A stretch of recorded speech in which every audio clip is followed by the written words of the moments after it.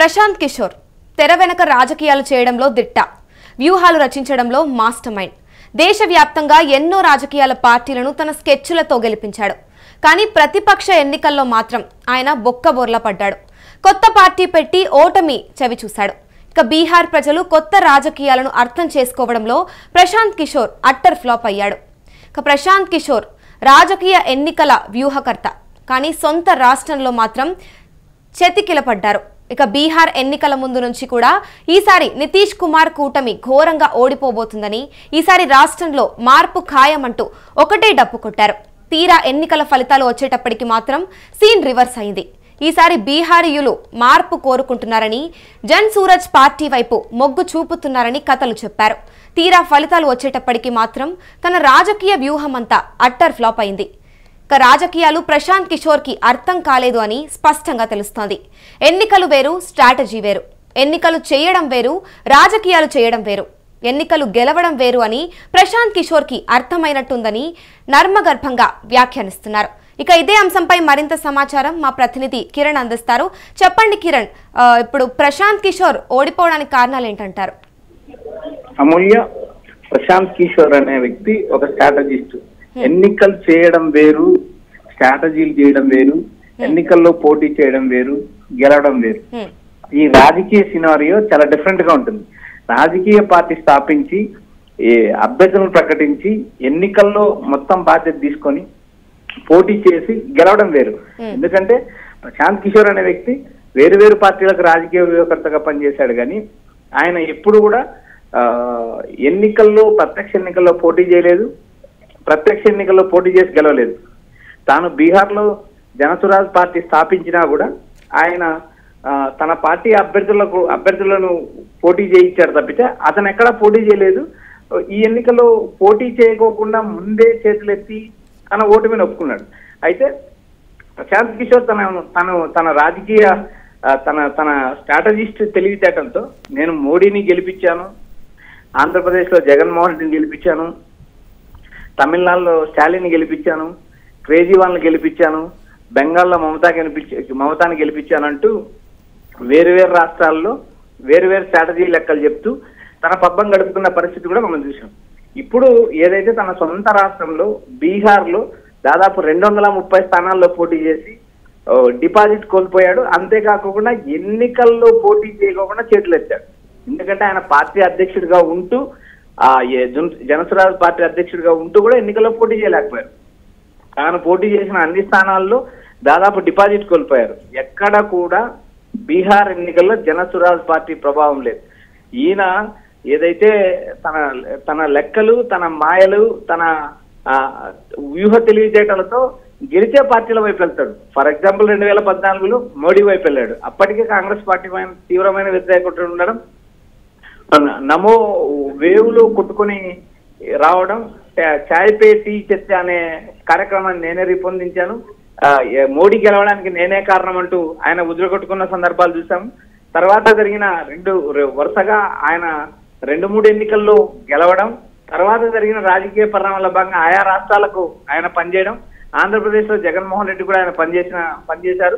అయితే జగన్మోహన్ రెడ్డి పాదయాత్ర దాదాపు 2 సంవత్సరాలు కొనసాగింది. ఆ పాదయాత్రతో ఆయన అధికారంలోకి వచ్చాడు. అయితే ఆ లెక్కలను కూడా ప్రశాంత్ కిషోర్ కోటాలో వేసుకున్నారు. స్టాలిన్ ఏదైతే తమిళనాడులో స్టాలిన్ ఉన్నారో, స్టాలిన్ అన్నాడీఎంకే పార్టీని ఓడించి అధికారంలోకి వచ్చాడు. కానీ నా వ్యూహాలు, నా తెలివితేటలతో అధికారంలోకి వచ్చాయని చెప్పుకోవడం మనం అందరం చూసాం. అయితే ఇప్పుడు ఏదైతే ప్రశాంత్ కిషోర్ ఉన్నారో ఆయన లెక్కలు తప్పాయి, ఆ లెక్కలు తప్పి బొక్కబోర్ల పడ్డాడు అనేది దేశవ్యాప్తంగా ప్రచారం జరుగుతుంది. తాను తన సొంత రాష్ట్రంలో ఎన్నికల స్ట్రాటజీ చేయలేని వ్యక్తి ఇతర రాష్ట్రాల్లో రాజకీయాల అవగాహన చేసుకొని ఇతర రాష్ట్రాల్లో రాజకీయ వ్యూహాలు అమలు చేసి ఆ నాయకులను ఎలా గెలిపించాడనే ప్రశ్న ప్రస్తుతం ఉత్పన్నమవుతుంది. ఇది దేశవ్యాప్తంగా చర్చ అయింది. నాడు హీరో, నేడు జీరో. ప్రశాంత్ కిషోర్ విషయంలో స్పష్టంగా నిరూపించిందని చెప్పి రాజకీయ విశ్లేషకులు కూడా అభిప్రాయపడుతున్నారు. ఎక్కడైతే ఎన్నికలు జరుగుతాయో, ఎక్కడైతే గెలిచే పార్టీ ఉంటుందో, గ్రౌండ్ లెవెల్లో సినారియో ఉంటుందో ఆ ప్రాంతాలకు వెళ్ళి వారితో, ఆ పార్టీలతో ఒప్పందం కుదుర్చుకొని అందుకు తగ్గ అమౌంట్ తీసుకొని ఎన్నికల వ్యూహాలు సిద్ధం చేశాను, ఎన్నికల్లో అభ్యర్థులు గెలవడానికి నేనే కృషి చేశానంటూ ఆయన ప్రకటించడం, తాను గంటకు 5 కోట్లు తీసుకుంటానని, తన ఆదాయం ఇంతుందనే గతంలో ప్రకటించడం జరిగింది. అయితే 2024 ఎన్నికల ముందు ఏదైతే ఆంధ్రప్రదేశ్ లో టీడీపీ కూటమికి కూడా అనధికారికంగా పనిచేశాడు. టీడీపీ కూటమికి ప్రస్తుతానికి ఏదైతే రాబిన్ శర్మ ఉన్నారో అతను కూడా ప్రశాంత్ కిషోర్ శిష్యుడు. వీరు ఏదైతే దేశవ్యాప్తంగా ప్రశాంత్ కిషోర్ ఆయా ప్రాంతాల్లో ప్రశాంత్ కిషోర్ చెట్టు అయితే కొంతమంది మొక్కలుగా తయారు చేశాడు. ఆ మొక్కల్లో రాబిన్ శర్మ ఒకరు, తర్వాత ఏదైతే సునీల్ కనుగోలు, తర్వాత రిషిరాజ్ లాంటి వాళ్ళు కూడా ఆయా ప్రాంతీయ పార్టీలకు పనిచేస్తున్నారు. వీరు పని చేసినా కూడా వీరు ప్రశాంత్ కిషోర్ అడుగుజాడలో నడుస్తారనే విమర్శలు ఉన్నాయి. దేశవ్యాప్తంగా ఎన్నికల స్ట్రాటజిస్టులు పనితీరు అంచనా వేసినప్పుడు ప్రశాంత్ కిషోర్ కేవలం గెలిచే పార్టీ వైపు వెళ్తాడనే ప్రచారం ఉంది. ఆ విధంగా ఆయన అంచనాలు వేసుకొని లెక్కలు వేసుకొని బీహార్ లో జనసురాజ్ పార్టీ స్థాపించాడు, సుదీర్ఘ పాదయాత్ర చేశాడు. అయినా కూడా ఈ ఎన్నికల్లో అతనికి డిపాజిట్ రాలేదు, అతని పార్టీకి సంబంధించిన అభ్యర్థులు గెలవలేదు. కనీసం అతని పార్టీ బీహార్ లో ఉందంటూ ఆ రాష్ట్ర ప్రజలు గుర్తించలేదు. ప్రశాంత్ కిషోర్ సొంత గ్రామంలో కూడా ప్రశాంత్ కిషోర్ ఓ రాజకీయ నాయకుడు అనే గుర్తింపు కూడా లేకుండా పోయింది అమూల్య ఈ ఎన్నికల్లో. మరి కిరణ్, ఇప్పుడు ఈ ఫలితాలు ఏవైతే ఉన్నాయో భవిష్యత్తులో ప్రశాంత్ కిషోర్ ఇమేజ్ పైన ఏ విధంగా ప్రభావం చూపుతుందంటారు? అమూల్య, మనం ఒక విషయం ఇక్కడ క్లారిటీగా చెప్పొచ్చు.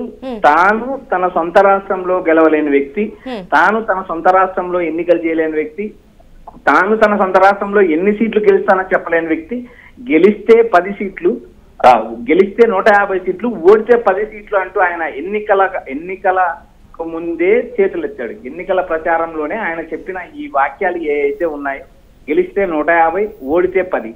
ఆయన ఓడాడు, దారుణమైన పరాజయం వచ్చింది. అయినప్పటికీ కూడా ఆయన లెక్కలేసిన 10 సీట్లు ఏదైతే జనసురాజ్ పార్టీకి రాలేదు. అలాంటప్పుడు ఈయనను స్ట్రాటజిస్ట్ గా మిగిలిన రాష్ట్రాల్లో ఉన్న రాజకీయ పార్టీలు ఎలా నమ్మాలనేది కూడా ఇప్పుడు ప్రశ్నార్థకంగా తయారైంది. ఎందుకంటే ఆయన తాను సలహాలు ఇస్తే గంటకు 5 కోట్లు తీసుకుంటానని చెప్పిన వ్యక్తి ఆయన సొంత రాష్ట్రం, సొంత ప్రాంతం, ఆయన తిరిగిన ప్రాంతం, ఆయన నివాసం ఉండే ప్రాంతాల్లో కూడా ఆయన పార్టీని గట్టెక్కించలేనప్పుడు మిగిలిన రాష్ట్రాలు బీహార్కు, ఆంధ్రప్రదేశ్కు, బీహార్కు, తెలంగాణకు, బీహార్కు, తమిళనాడుకు, బీహార్కు, వెస్ట్ బెంగాల్కు, ఈ రాష్ట్రాలకు అసలు పోలికే ఉండదు. ఆ రాజకీయాలు పోలికే ఉండదు.